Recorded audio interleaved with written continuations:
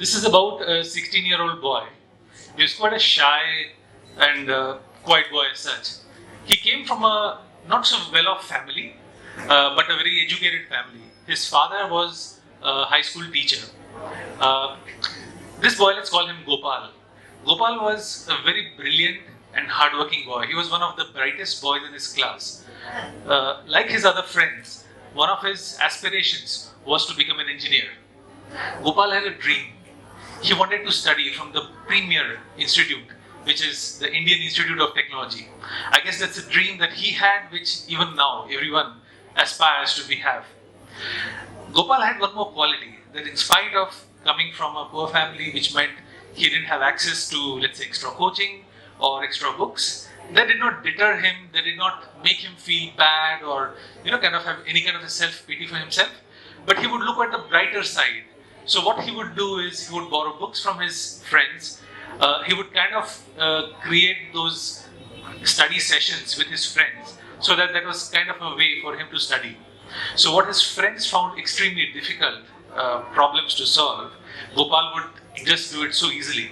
But then he was never proud, or he never did any show off for his brilliance. He was quite a shy person as such, but then he would spend some me time sitting under the tree which was near his house. And that was a time every day when he would kind of contemplate on how the day has been, what should he be doing, and also think of how it would be when I study at IIT. That was a dream that he dreamt every day, and he wanted to do everything to kind of fulfill his dream. He studied extremely hard, and so it was no surprise when the results came out for the entrance exam. He had not only passed, but he passed with a very high rank, which meant he had the choice of whichever engineering IIT college that he wanted to enter and for whatever branch that he wanted to study. The shy Gopal could not control. He just ran home and hugged his dad. Anna, I've got through engineering. I have got through IIT and I can live and complete my dream. He was so happy, he hugged him tight. He missed seeing that his dad, while happy, was not really smiling, and he had a tear in his eye. His dad also hugged him tightly, and he was actually at a loss of words. It's very difficult for a father to kind of not allow his son to live his dream. I'm feeling bad myself narrating this, but he had to break this news to his son. Gopal, you know our condition.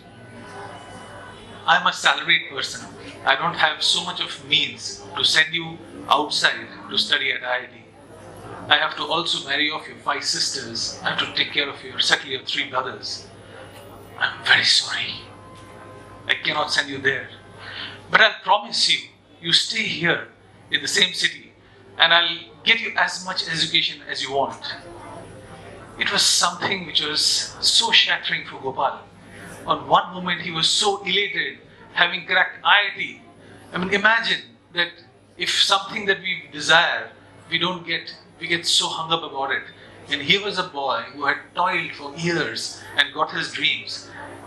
But unlike maybe many teenagers of his age, he did not shout, he did not scream, he just sat quietly.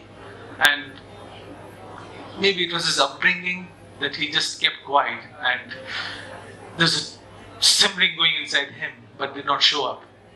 The day came when his friends were going to go to IIT for their studies. Being friends for such a long time, Gopal, a good gesture, he went to the station to see them off. So he wished each one of them a very good life and good career. His friends said, Gopal, you should have been coming. Why didn't you come? But even there, he did not say what was going on or what was the reason. He just smiled. He sat as the train left the station. He waved to his friends. This was June 1962. The city was Mysore. Monsoon had set in, and as he stood there, it had started drizzling. And he kept waving even when he could not see the train anymore. It was as if he was waving his dreams a goodbye. His heart was very broken. He was extremely shattered. With a very heavy heart, he just dragged himself to go back home.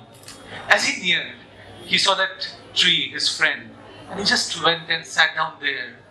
He could not control anymore. He just poured his heart out and sat there just to let go. After some time, when he had become a bit more calm, there was a voice in his head which said, Gopal, how can you forget what Father always says? That it is in your hands to carve your own future. Man is his own best friend and at times can be his worst enemy as well. He contemplated over that and the logical side of Gopal started taking over. He said that nothing is lost. Okay, I didn't get into IIT, but then that shouldn't stop me from trying to do what I wanted to do. He picked up himself from there, took admission in the local engineering college, did what he was doing best at, and that was focus and work hard. He not only cleared his engineering with flying colors, he went on, did his masters from IIT. He heralded the IT industry in the country and set up one of the finest IT companies that we have. I'm sure you know what I'm talking about. Our very own Mr. N. R. Narayan Murthy, the founder of Infosys.